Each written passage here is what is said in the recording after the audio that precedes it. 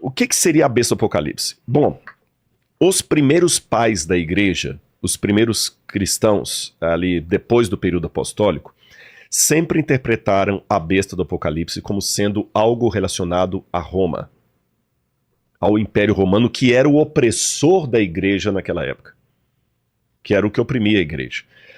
Por exemplo, vou lembrar aqui, o Irineu de Lyon. Irineu de Lyon, que foi discípulo de Policarpo, que foi discípulo de João, então ele estava bem perto ali da fonte apostólica.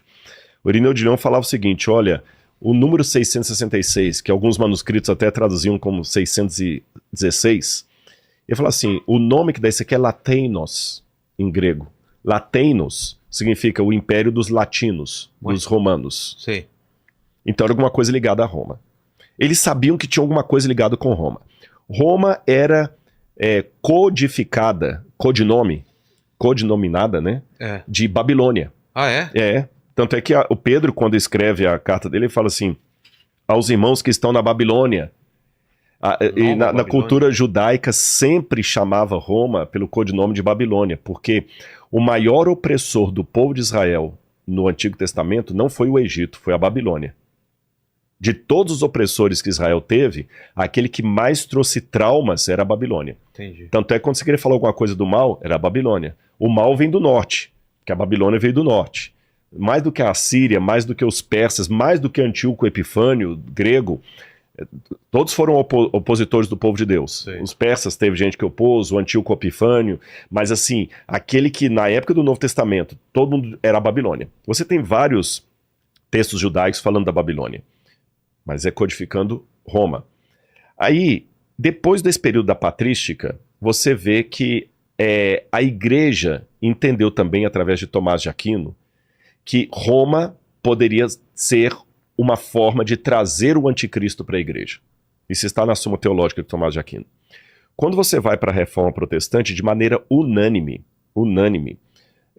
Lutero, Calvínio, Zwinglio, todos entendiam que o anticristo era o papado.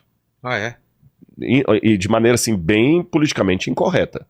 Você entendeu? O papado e acabou.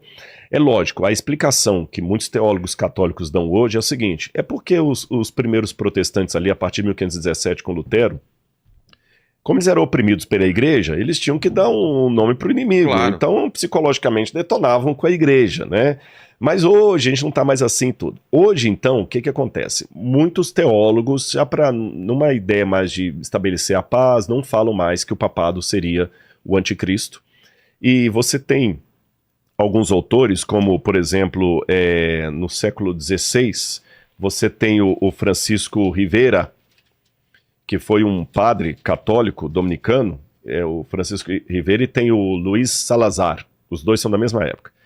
Para tirar esse foco protestante de que o papado seria o anticristo, criaram o método preterista.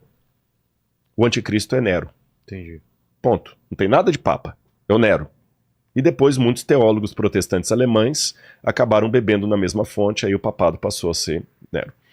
Depois os futuristas começaram a falar, não, o anticristo, na época da Guerra Fria, que começou o dispensacionalismo, o anticristo é a Rússia, é a União Soviética, que tinha que demonizar os russos. O comunismo. Agora eu estou falando que a Rússia é com a China, né? Outros grupos minoritários, como as Testemunhas de Jeová, por exemplo, vão dizer que era a ONU. Outros grupos vão dizer que era um grande computador. Outros vão dizer que era um apóstata, que era um ateu. A internet. A internet. Como é que eu entendo isso? Eu tenho um trecho aqui interessante do próprio catecismo da Igreja Católica, e eu gosto dessa interpretação aqui do catecismo. Bom, aqui eu tenho as citações aqui de John Wesley, a Confissão Presbiteriana e Anglicana, de Westminster, a Confissão Luterana, todos falando que é o papado, o papado, o papado, o papado. A resposta católica também é importante ser dada. Os católicos dizem, o anticristo não pode ser o papa, porque na carta de João é dito que o anticristo nega que Jesus veio em carne. Entendi. Nega que ele veio em carne. E o papa não nega que ele veio em carne, ele não é gnóstico. Entendi. Né? Mas olha o que diz aqui o catecismo da igreja. O catecismo tem lá os vários pontos, 537, 534, os parágrafos, mas para quem quiser olhar no catecismo é só colocar julgamento final da igreja. Interessante o título, Julgamento Final da Igreja. E o Catecismo diz assim: antes da segunda vinda de Cristo, aqui é a posição católica, tá, gente? Não vai valer por protestante. Sim. Antes da segunda vinda de Cristo, a igreja deve passar por um julgamento final que abalará a fé de muitos crentes. Eu concordo com isso. A perseguição que acompanha a sua peregrinação na terra revelará o mistério da iniquidade, que é uma maneira de falar do anticristo, na forma de um engano religioso, oferecendo aos homens uma solução aparente para os seus problemas ao preço da apostasia da verdade. Ou seja, se é a apostasia da verdade, É o afastamento da verdade. então o anticristo não pode ser um russo ateu, nem um muçulmano. Tá.